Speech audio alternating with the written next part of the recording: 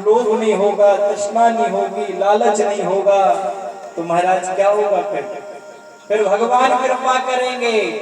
तो पहला शब्द आया, बोले भाव। जब भगवान कृपा करेंगे तो भगवान की भक्ति प्राप्त हो जाएगी।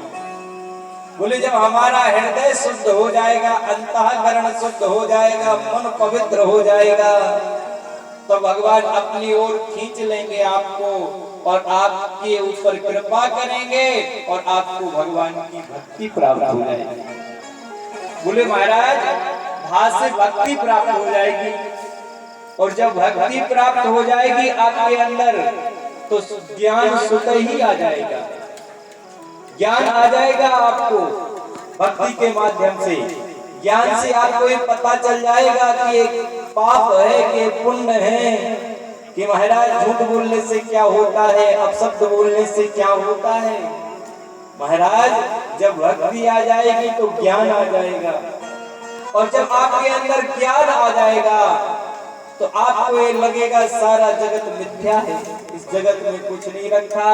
बोले हमें तो वैराग्य धारण करना चाहिए। आपका मन अपने आप वैराग्य की ओर दौड़ेगा महाराज। और जाकर करके भी देखो संसार में क्या है।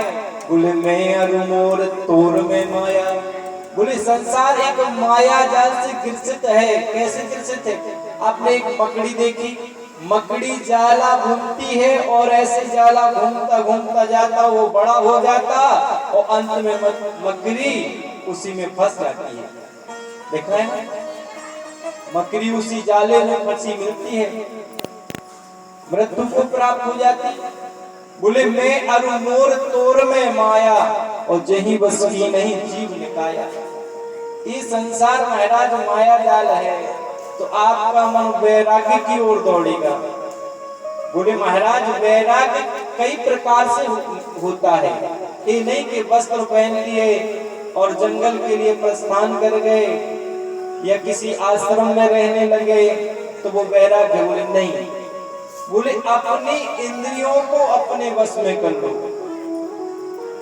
पैंट शर्ट पहन करके भी वैराग्य धारण कर सकते हो, वस्त्रों से वैराग्य नहीं होता महाराज।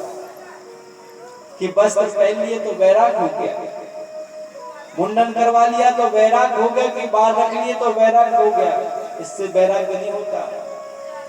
बोले कैसे होता है वैराग? बोले महाराज